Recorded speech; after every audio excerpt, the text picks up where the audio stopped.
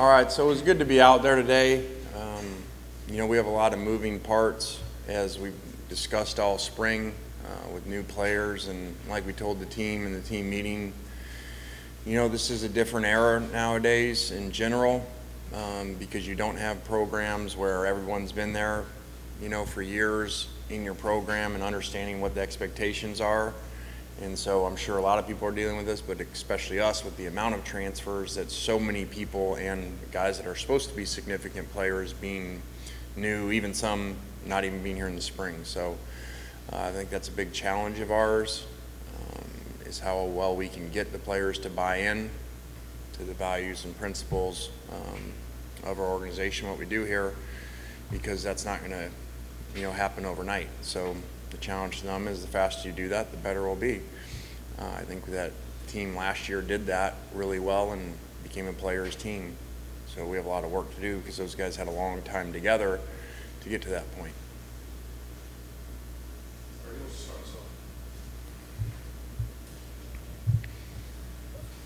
Lane, obviously there's a quarterback battle going on. What are you looking for out of those guys? What factors are you looking for to determine who's going to start the Troy game? And how do both those guys, how can they benefit from this being such a competition? Well, I could have predicted the first question, quarterback battle. We're looking for the guy that, leads the team and moves the team the best. And, the intangibles within that are timing, accuracy, and decision making.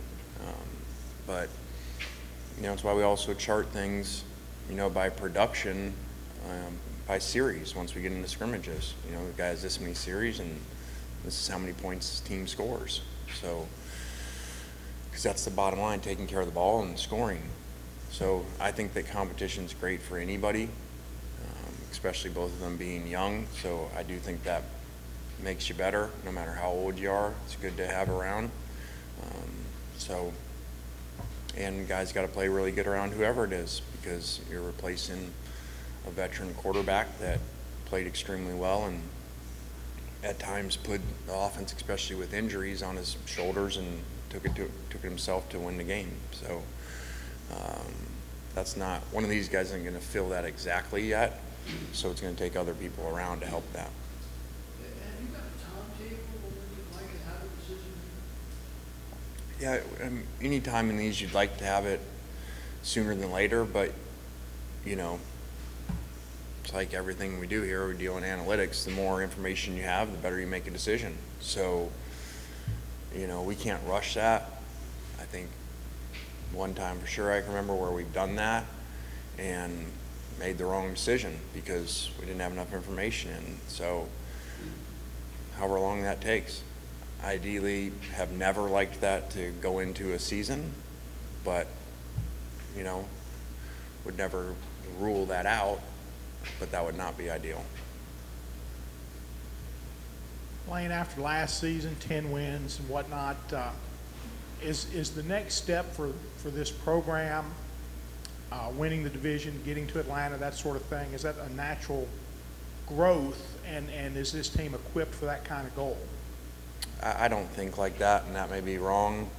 I think that each year is so new, and especially nowadays with the turnover of your roster, to think we left off here and now we're supposed to go to here. This isn't the NFL where you got most of your roster returning the next year and take the next step. Not just as our roster different, but the people that we play is different. So I don't look at it that way. That's so far, and I'm not saying that's not achievable, but that's just so far from today. We're in the day and trying to get guys better today and figure out, like they just pulled me from film right now, how can we get players better today, and we'll worry about that stuff down the road, and that's outcome based and we're all process based. Lane, in the spring, I know linebacker was your biggest concern, just mostly with injuries and didn't have them all out there, but also, Austin was out there, Troy Brown, just initial eye test today. And do you feel like they're still the group that's maybe the furthest behind on the defense? Well, it was good to have those guys back out and healthy. We're looking at a lot of different ways to move people around and see what's best, because that is a big concern for us. And, just got to figure out the best people to play and the best systems to play, because through covering us, like we don't just run a system no matter what and make players fit it. We look at our players, who's the best to play, and then form a system around them. That's why year in and year out we can look different on offense and defense. So I think defense, this is a year where you're going to do a lot of that because you lost a lot of moving parts and some really unique players. So we're going to have some challenges there and have to figure out what's the best way to play and how many D linemen and linebackers and DBs to play with. Lane, when do you kind of get to that point as far as like forming the system around those guys? Is the first couple of weeks just evaluating, all right, who's ready to go, who can actually, be in that position? I mean, when is that what's the progression of camp, if you will? Yeah, again, we're just into today, which would be a lot more evaluation of an individual player, how they're moving, how they're playing, where they're at from last time we saw them, or so for some even the first time that we've seen them, and then eventually figure that out. So that's kind of like the quarterback thing. It's more important to just take today, and then when that comes, figuring out. So improving each player individually is a lot more important than the exact scheme right now.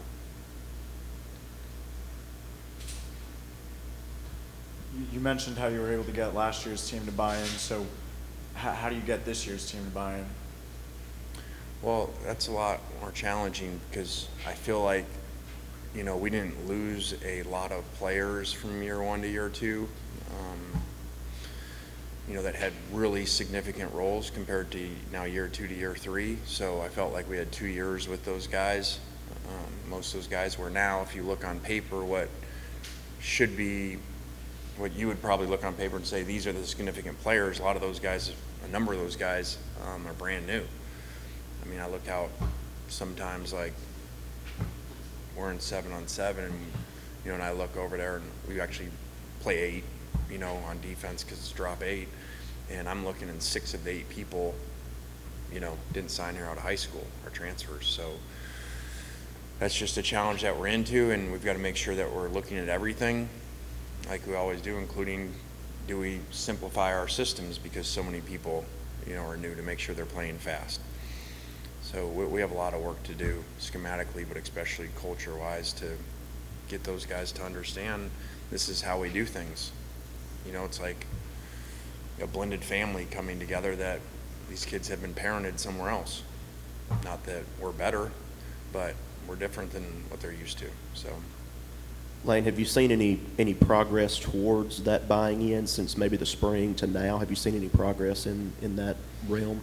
well, it's been a half a day, so we'll see more. And a lot of times the first day, it's easy to have energy and do the right things. So probably pretty hard to answer that right now. I think it was during media days, Kirby Smart kind of brought up the idea that you survive fall camp in terms of your health and all that kind of stuff. I guess, how do you sort of balance knowing you got to keep the team healthy with knowing you have some things to kind of figure out? Very challenging, different year to year, based off of what you have returning and what you already know about them. And, you've got a significant player that's already played for you and started for a full year or two, you don't have to push as much physically. Versus all these new guys that not only need to learn how to play in your system, they need to learn how to play together. So, it's kind of like a basketball team, free agents, like they got to play a lot of pickup together, to learn each other. Hate to go back to the quarterbacks, but a couple of years ago, Matt really struggled over in Fayetteville.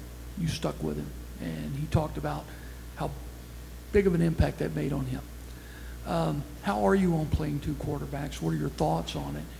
If that were to be a situation you'd have to consider. Well, I hope we're not considering what to do after 7 turnovers, including 6 interceptions. So I think it was 6, right? So we're kind of think more positive around here than that. So, hopefully we don't have to worry about that, but we're always going to look at everything as what's the best for the team and not just do things because we've done them that way before. That's our motto, and it's no different with, playing quarterbacks. But in general, I think it's different. I think people pull them too fast, and it's not like a pitcher that just goes in and, pitches the next, 4 days later or something. I mean, there's a lot of mental stuff to playing quarterback, and when you get pulled,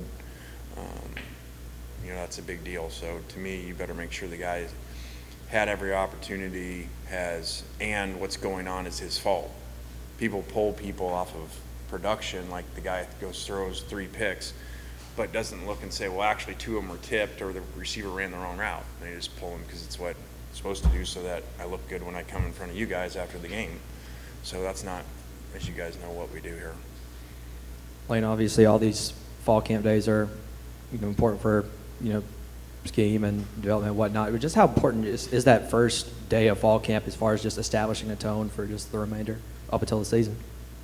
I mean, it's the only day we have, so it's important, but it's a long time, so all we can do is just get better today. But again, we don't have pads on, and there's a ton of work to do, so we're not making a lot of decisions off of today. Hey, when you got a dog, did you think it would become a recruiting tool?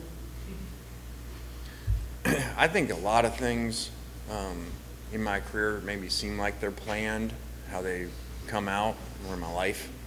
And so this was not, but it looks like pretty brilliant, actually, that, the dog was a recruiting tool, and College Game Day's already been here for a special on him that'll air later on, and, has his Twitter and Juice Fest and all this, but that was not. This was just my daughter wanting a dog, so, which I really didn't want, so. But What have you thought as you have watched the evolution of Juice?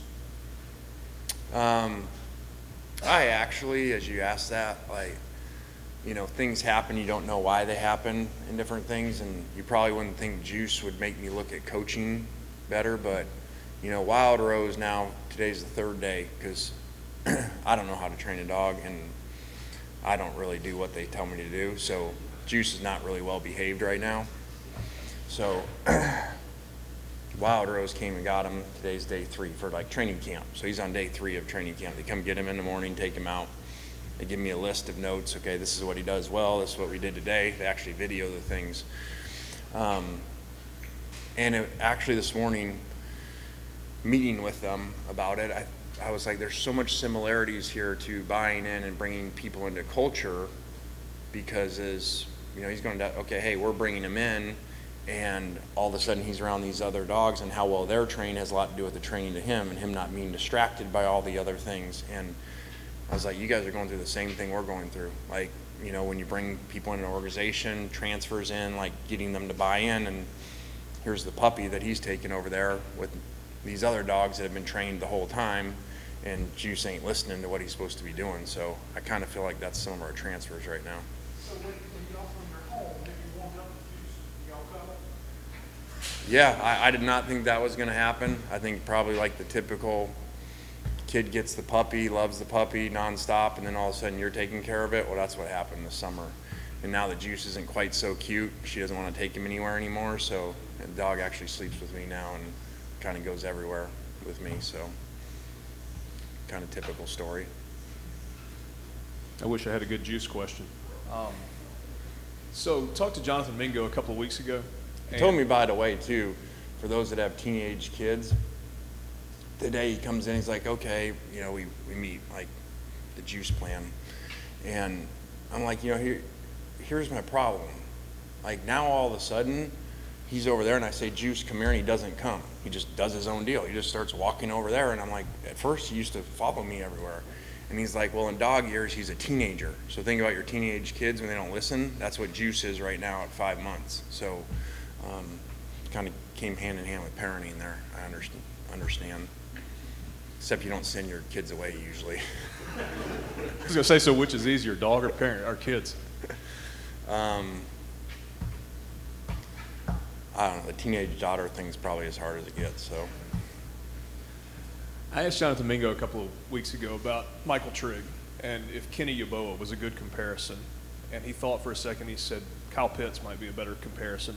What do you see when you look at Michael Trigg, and is there a comp that kind of pops into your mind for his skill set? I missed the beginning. Who made the comparison? Mingo mentioned that in Okay. media days. Well, Mingo's not exactly a personnel director, so I wouldn't call him Kyle Pitts right now. So he's got a lot of talent, and he does have height, weight, speed, hand combination to be a great player, but he's got a long ways to go. And again, like some of these guys, we think they're older than they are because they transferred. He just finished his true freshman year. So, you know, got a very high ceiling. There's a lot of talented players out there. So, a lot of work to do to be a great player. And I would not call him Kyle Pitts. He brought up Juice. So Juice Fest, I guess, wasn't really a planned thing for the theme of it, right? So you just got a dog and you end up having a recruiting weekend themed around it. Does that kind of speak, also bringing the car out, to how recruiting, the absurdity of it's kind of changed? You know what I mean? You know, I didn't make this up here. I think I said it before. You know, like we don't think outside the box. We just create a new box. And I didn't make that up. We actually had Randall Joyner, who's been here for a year now, and he was talking to some people, to a recruit and some parents, and explaining like how coach does this, how this program's run, and he used that term. And so I just kind of thought about that. It really is how we do it, and that goes in with this stuff. So instead of sitting and saying, well, recruiting now isn't like it used to be and it should be different, and you know, they care too much about taking pictures and photo shoot, is what it is. So figure out a way to do it really well. So we have some really creative people in that area, especially over this last year, to where, you know, they come up with ideas of these cars and Juice Fest and what kids want nowadays.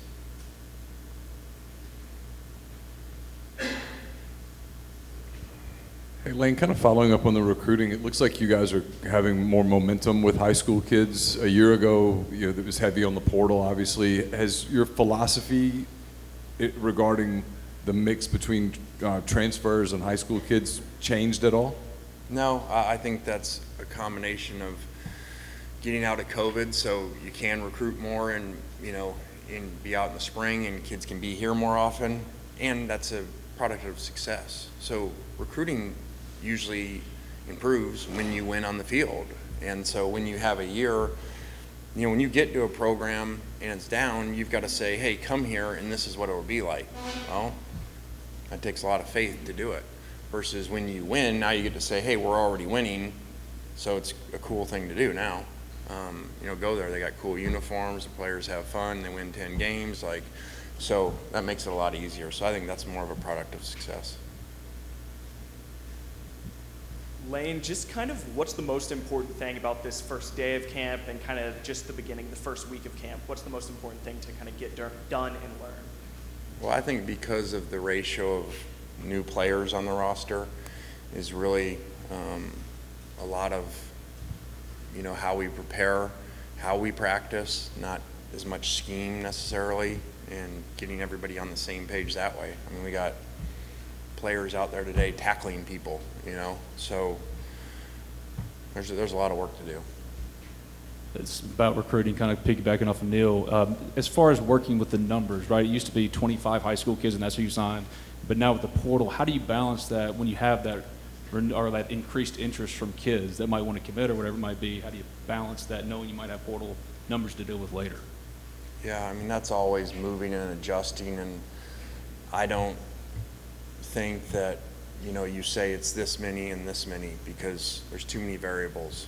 Guys leave early, guys transfer, development of your players over this year, you know, before the next year's class come. And, you know, do you have a chance to get really good high school players? Well, then take them. If you're sitting there saying we're not sure, then wait on transfers. So the better your program is and the more you win, probably, you know, the more you sign high school players. And you kind of see that the elite programs aren't usually signing a bunch of transfers because they're just filling spots. They're not filling gaps, you know, because they've been recruiting at a really high level for, you know, the 3-4 years of their roster.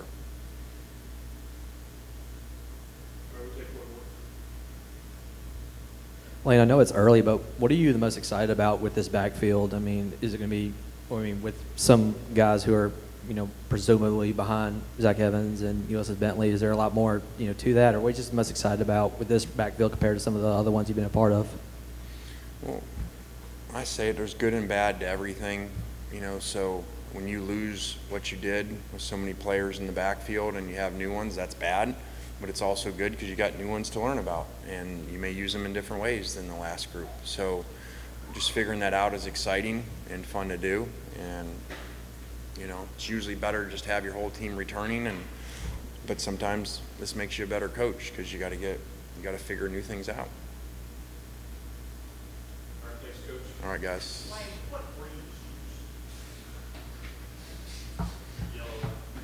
No, he is. No, he's a lab, but he is a English lab. Yes, because I'm not getting into this, but I think there's English and American. And